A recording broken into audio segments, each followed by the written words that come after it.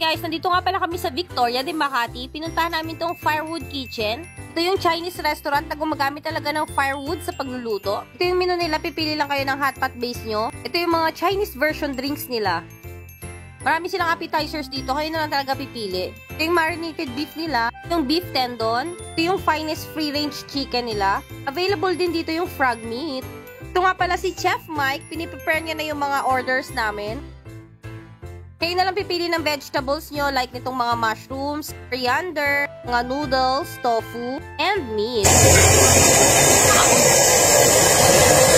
Rapeseed oil nga pala tong gamit ni Chef Mike. Sobrang bango ng aroma ng rapeseed oil. And ayan, naglalagay ulit ng mga firewood si ate. Daming ginger.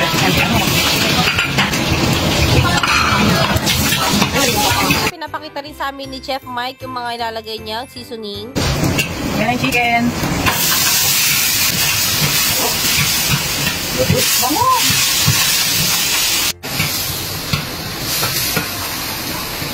And ito yung special spicy sauce ni Chef Mike. Grabe talaga, pag natikman nyo yung soup nito guys, sobrang sarap.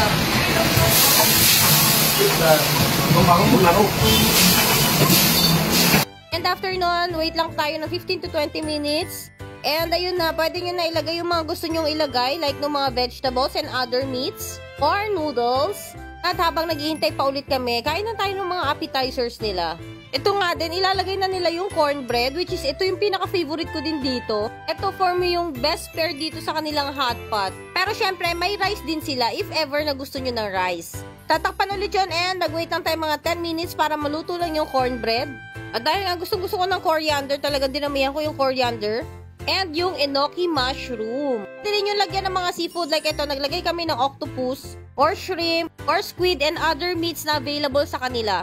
Grabe guys, sobrang sarap nung soup talaga dito. And ito, best partner talaga yung cornbread. Tinuro kasi sa amin ni Chef Mike kung paano kainin yung cornbread. Isasawsaw lang daw yan sa sabaw. So hindi na ako kumuha ng rice kasi dito palang busog na kami. And if ever na itatry nyo itong Firewood Kitchen, try nyo na rin itong cornbread nila. Pati yung mga meats dito, sobrang lambot guys. Talagang ma-enjoy nyo yung pagnguya.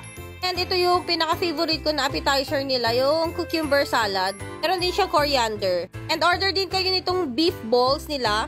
Ay, sobrang sarap nito guys, promise. And hindi mawawala sa Chinese restaurant ito ang century egg. And ito rin, appetizer din pala itong marinated beef nila. Pero pwede rin sabayan ng rice. Alam nyo naman tayong mga Pilipino, mahilig sa kanin.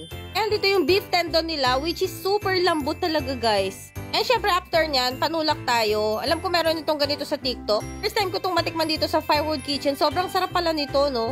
Para siyang milk tea pero very milky talaga yung lasa niya. Baka naghahanap kayo ng shrimps. Meron din ditong shrimps. Kaya kung natakam kayo, visit nyo rin itong Firewood Kitchen. Dito lang yan sa Makati.